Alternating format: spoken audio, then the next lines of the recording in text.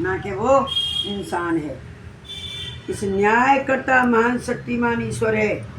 वही न्याय करेगा जिसके अंदर ईश्वर की भक्ति आ जाएगी।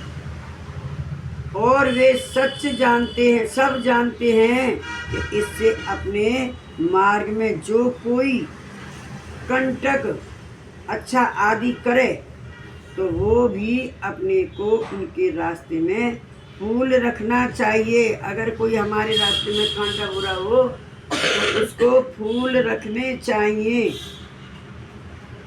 कंटक नहीं, कोई कांटे नहीं, कोई पत्थर नहीं जो न ठोकर लगे। तुम्हारे फूल के बदले में तुमको अच्छा फल ये फूल ही मिलेगा।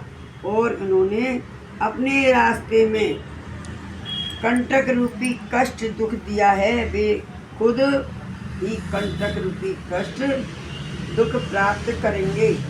संत भक्तों की ये सर्वश्रेष्ठ बड़ाई है कि वे नीच भावना वाले व्यक्तियों का भी बुरा नहीं इच्छाते हैं, बुरा नहीं चाहते। इच्छा उनकी बुरा करने की होती नहीं। और बलकन बलकम उसका भला ही चाहते, अच्छा ही चाहते हैं।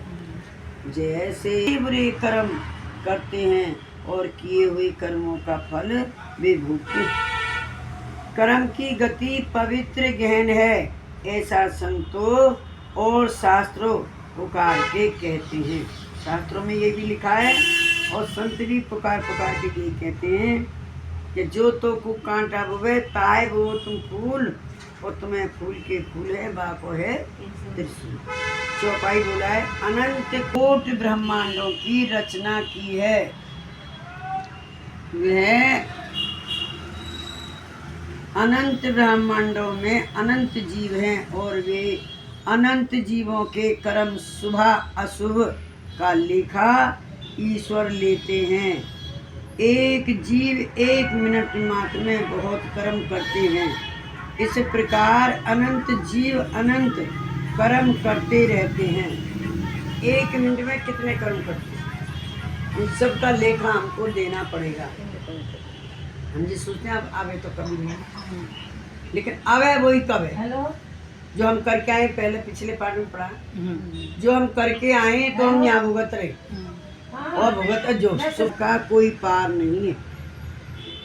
और उनके कर्मों की गिनती नहीं है।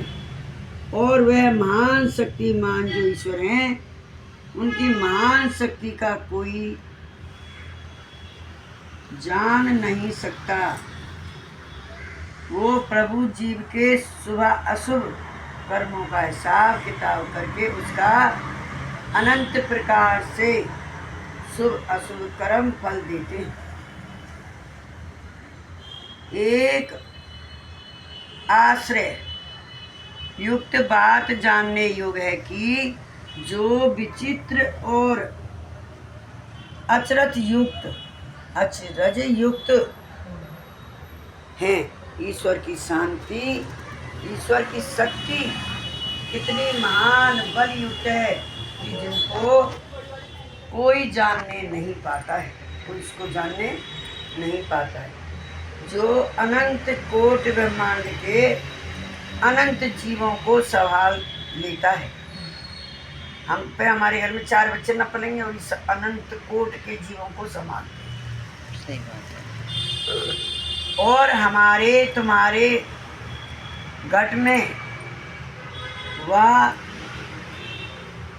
बीच में जो शक्ति विद्यमान है उसका कोई भेद नहीं जान सकता है।